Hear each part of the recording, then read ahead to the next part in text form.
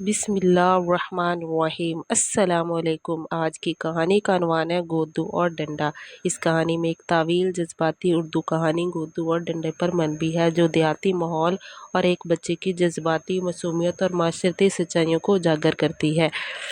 ایک طویل اور جذباتی دیہی کہانی۔ گاؤں کے مشرقی کنارے پر واقع ایک مٹی کی خوبصورت جھونپڑی میں گودو اپنے ماں کے ساتھ رہتا تھا۔ گودو کی عمر بامشکل 10 سال تھی، لیکن اس کی آنکھوں میں وقت سے پہلے سمجھداری جھلکتی تھی۔ اس کے ہاتھ میں ہمیشہ ایک لمبا سا ڈنڈا رہتا تھا، جسے وہ اپنا یار کہتا تھا۔ ماں، یہ ڈنڈا میرا محافظ ہے۔ جب ابو نہیں رہے تب سے یہی ڈنڈا مجھے سہارا دیتا ہے، وہ اکثر ماں سے کہتا کہ گودو کا باپ ایک معمولی کسان تھا جو فصل خراب ہونے پر قرض میں ڈوبا اور ایک دن خودکشی کر لی۔ تب سے گودو نے اسکول جانا چھوڑ دیا اور گلیوں میں مویشی ہنکاتا، کھیتوں میں پانی لگاتا اور کبھی کبھار لوگوں کے گھر کام کرتا۔ وہ صرف 10 سال کا تھا، لیکن ذمہ داریاں جیسے عمر سے آگے نکل گئی تھیں۔ گاؤں کے چودھری کے بیٹے بلو سے گودو کی اکثر تکرار ہو جاتی تھی۔ بلو رئیس زادے کی بدتمیزیاں اور غرور کا نمونہ تھا۔ ایک دن وہ گودو کا مذاق اڑا رہا تھا۔ اوئے ڈنڈے والے فقیر، تیرے ڈنڈے سے کیا ہوگا؟ کیا تیرے باپ کی نشانی ہے؟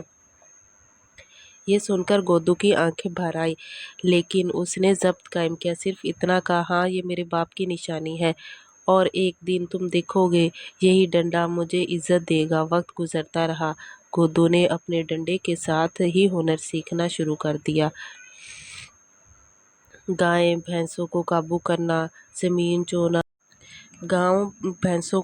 کرنا اور دھیرے دھیرے وہ گاؤں کا سب سے چالاک چرواہا بن گیا۔ گاؤں کے لوگ اب اپنے مویشی گودو کے حوالے کرتے، کیونکہ وہ ناڈر تھا اور ایماندار بھی تھا۔ ایک دن گاؤں کے جنگل میں ایک شیر آ گیا۔ ہر کوئی خوف زدہ تھا۔ بلو کے والد کی قیمتی بھینسیں بھی خطرے میں تھیں۔ گاؤں والوں نے اب فیصلہ کیا کہ کوئی بہادر لڑکا شیر کو مارے گا تو سب اسے انعام دیں گے۔ سب پیچھے ہٹ گئے، لیکن گودو آگے آیا۔ اس کے ہاتھ میں صرف ایک وہی ڈنڈا تھا۔ ماں نے روتے ہوئے کہا، بیٹا مت جاؤ، وہ شیر ہے۔ گودو نے کہا، ماں، اگر میں نہ گیا تو یہ لوگ ہمیشہ ہمیں کمزور سمجھیں گے۔ مجھے اپنے باپ کے نام کی لاج رکھنی ہے۔ گودو جنگل میں داخل ہوا اور ساری رات نہیں آیا۔ جب صبح روشنی آئی تو گاؤں والوں کی حیرت دیکھنے والی تھی۔ گودو خون آلودہ ہوا کپڑے لیکن شیر کو مار کر لے کر آیا تھا، اور ہاتھ میں وہی پرانا ڈنڈا تھا جو خون سے رنگا ہوا تھا۔ اس دن کے بعد گاؤں میں گودو بہادر کہا جانے لگا۔ چودھری نے خود آ کر معافی مانگی اور بلو کو اس کی دوستی کا حکم دیا۔ گاؤں نے بھی اسے بہادری کا ایوارڈ دیا۔ ماں کی آنکھوں میں فخر کے آنسو تھے۔ گودو نے اپنا ڈنڈا اپنے باپ کی قبر پر رکھا اور کہا، ابو، آپ کی نشانی نے مجھے عزت دی جو شاید تعلیم بھی نہ دے پاتی۔